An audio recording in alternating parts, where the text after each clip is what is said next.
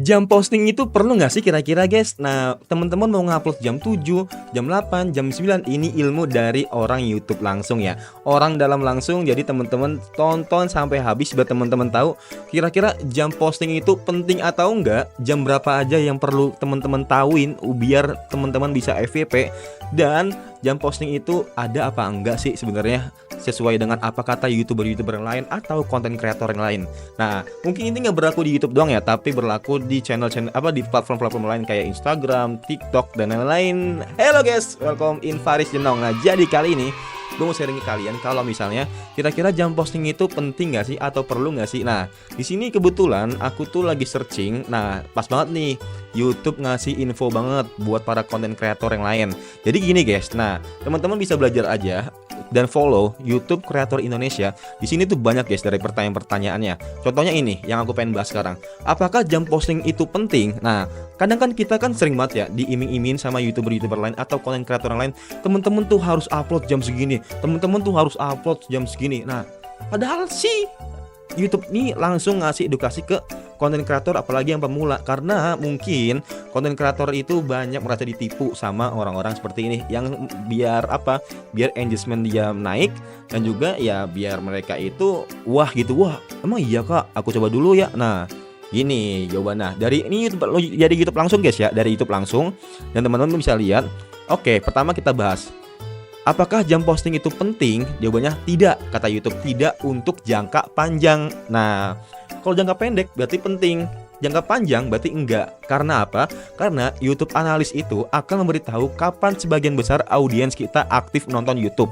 Jika kamu posting jam tersebut, memang pada awalnya postinganmu kemungkinan besar lebih banyak yang menonton. Nah, ini ya, emang kalau awal-awal kita itu harus konsisten di jam tersebut. Tapi kalau untuk jangka panjang itu kurang baik guys. Nah, namun YouTube melihat sesungguhnya waktu posting bukanlah faktor utama penentu jumlah penonton videomu dalam jangka panjang.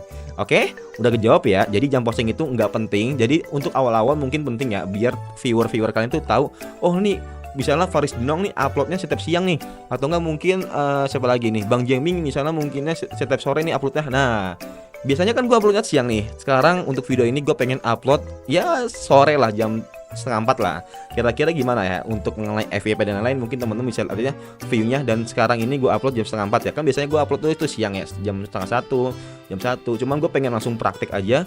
Dia mau FYP mau enggak mah gue nggak terlalu peduli. Intinya gue bisa ngasih edukasi ke teman-teman semua. Dan selanjutnya ada informasi juga dari YouTube, beberapa hal mendasar yang lebih berpengaruh daripada jam tayang atau jam posting. Pertama, topik yang menarik. Ini udah jelas guys ya. Topik yang menarik, pembahasan yang menarik. Contohnya apa bang? Nah, misalnya contoh nih RRQ ya, rekor baru game tercepat. Penasaran dong, game tercepatnya kayak gimana sih? Kok RRQ bisa bilang game tercepat? Abis itu kalau timnas, menu latihan pertama passing dan position. Nah ini kan benar-benar panas banget ya. Apalagi timnas sekarang lagi udara-udara banget, lagi berapi-api, lagi on fire banget. Nah terus selanjutnya lagi topiknya ini, pindah agama demi nikah. Wah, kok bisa ada orang yang pindah agama demi nikah terus nggak bayar apa? Nah itu topik yang menarik. Bikin topik yang sekiranya itu ya sebisa mungkin di caps lock sih, biar lebih menekankan lah istilahnya lah judul kalian.